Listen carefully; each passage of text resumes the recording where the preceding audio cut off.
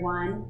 You know those conversations you have between another coder and auditor, or better yet, those conversations, the difficult ones with a physician, about the mechanics of the code versus the intent of the code? That's what I want to talk to you about today. Hi, my name is Shannon DeConda, and today's topic is about the intent of a code versus the mechanics of a code.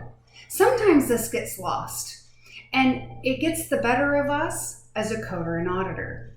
We are taught the code is the code based on what is written in the CPT descriptor. And that is absolutely right.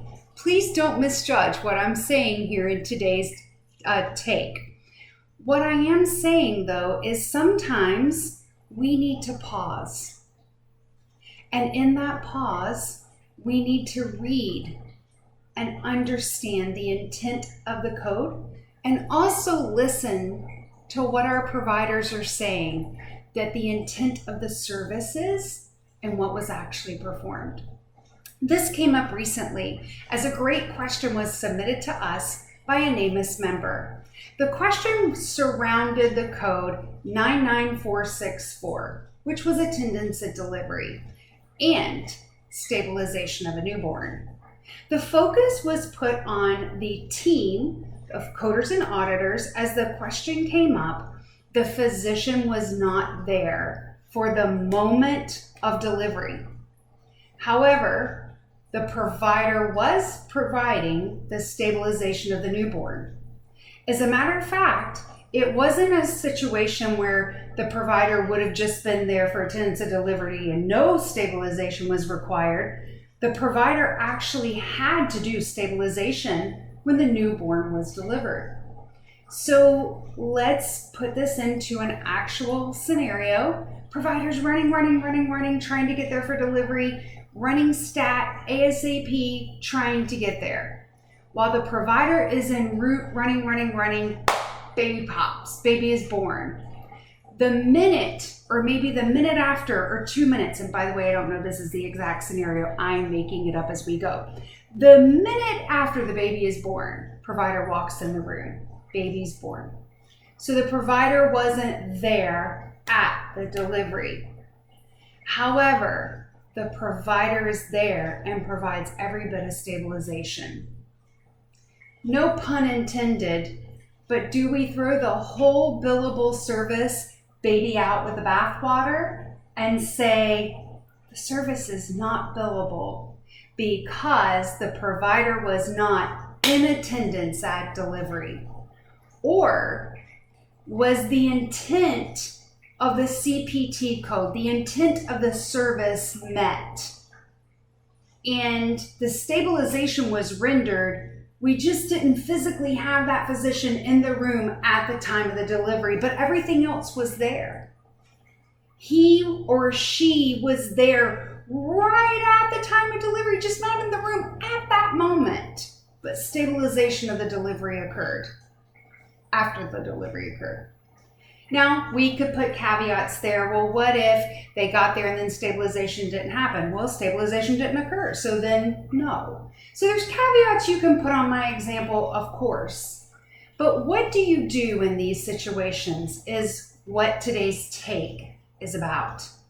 So our job as coders and auditors are to look at charts, analyze, and if you're a coder, code, and if you're an auditor, to look at what is documented and coded and analyze for accuracy. When we hit a gray area, it is our job to say, time out.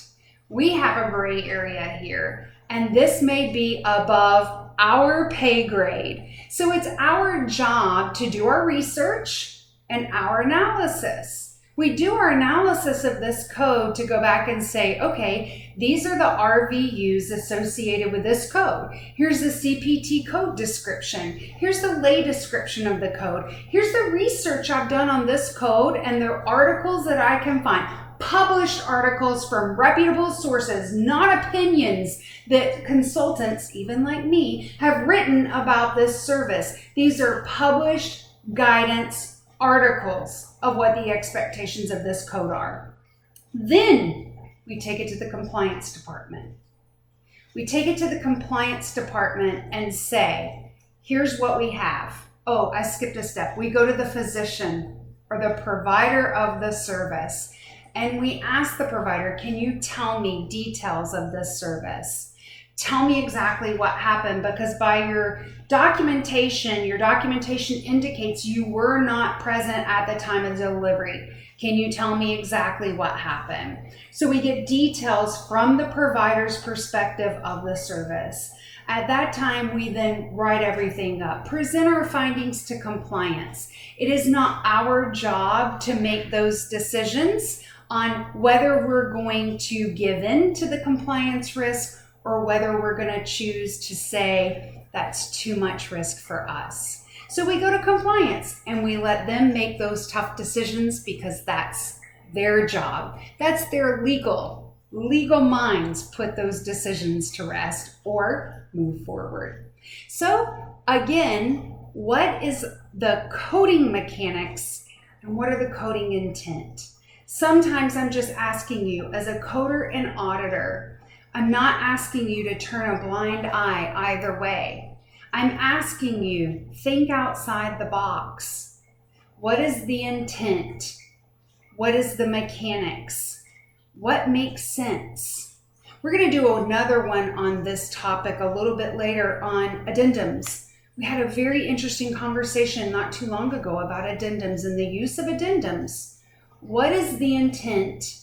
What is the mechanics? So stay tuned for that. Hope this made sense to you. I'd love to hear your feedback and your thoughts, so leave those here for me. Again, my name is Shannon DeConda, and I'm happy to help you at any time. Thanks, and I hope you're having a wonderful day.